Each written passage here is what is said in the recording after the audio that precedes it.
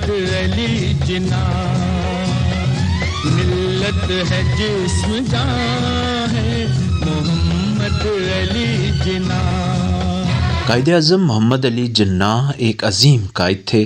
انہوں نے نہ صرف ہمیں ایک آزاد ملک دیا بلکہ وہ دیگر اسلامی ملکوں کے بارے میں بھی گہری نظر اور نظریہ رکھتے تھے، جیسا کہ انہوں نے فلسطین کے حق میں اور اسرائیل کے خلاف دو ٹوک بیانات دیے۔ اسی طرح ہمسایہ برادر ملک ایران کے بارے میں بھی گہرے دلی جذبے اور دوستی کا اظہار کیا، جس کی کئی وجوہات تھیں۔ قیام پاکستان کے بعد ایران نے پاکستان کو دنیا کے نقشے پر سب سے پہلے تسلیم کیا۔ اس کے علاوہ قائد اعظم ریلیف فنڈ میں ایرانی عوام نے بھی فراخ دلانہ شرکت کی، اور پاکستان کے قیام کے بعد فوری طور پر سفارتی نمائندوں کا تبادلہ ہوا۔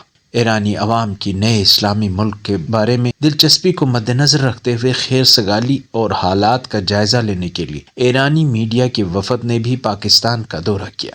ایران کی جانب سے جذبہ دوستی و خیر سگالی کے لیے کیے گئے اقدامات کی وجہ سے قائد اعظم ایران سے دلی لگاؤ اور قربت رکھتے تھے، اور ایران اور ایرانی عوام کے جذبے کو یقیناً قدر کی نگاہ سے دیکھتے تھے۔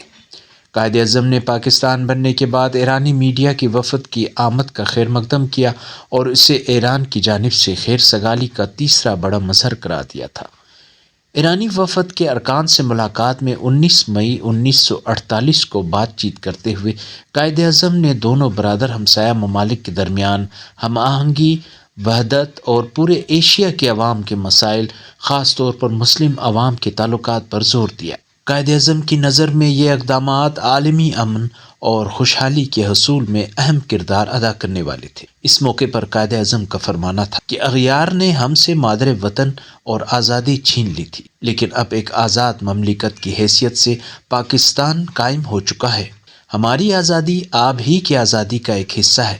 ان دو آزاد مملکتوں کو جو مشترک ورثے کے امین ہیں، مل کر مسلم دنیا میں ایک غالب اکائی کی تشکیل کرنی چاہیے۔ ان قابل قدر جذبات کے اظہار نے دونوں برادر ہمسایہ ممالک پاکستان اور ایران کے تعلقات میں مضبوط استحکام پیدا کر دیا۔ یہ وفد جب ایران گیا تو اس نے ایران کے سربراہان مملکت سے ملاقات کر کے اپنے دورے کے بارے میں آگاہ کیا۔ ایرانی سربراہ مملکت نے اس پر مسرت کا اظہار کیا۔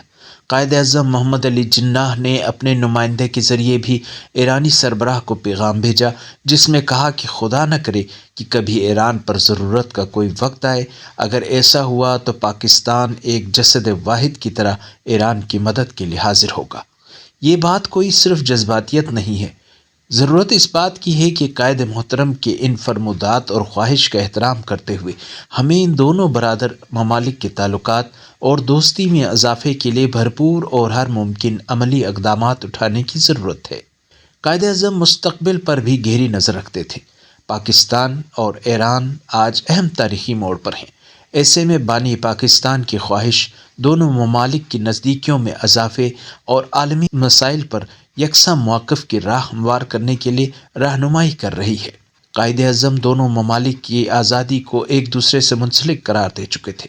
قائد اعظم کی سوچ میں دونوں ممالک کے باہمی تعلقات سے عالمی امن اور خوشحالی بھی وابستہ ہے۔ موجودہ عالمی منظرنامے میں قائد کی اس بات کا مطلب واضح ہو چکا ہے۔ ایران اور پاکستان کی دو طرفہ روابط کے حوالے سے قائد اعظم کی خواہش پر عمل کر کے ہم انہیں بہترین خراج تحسین پیش کر سکتے ہیں۔ اسے ہم 25 دسمبر کو منائے جانے والے یوم قائد اعظم کے ایک اہم پیغام کے طور پر لے سکتے ہیں۔ ملت کا پاسباں ہے محمد علی جناح، محمد علی جناح۔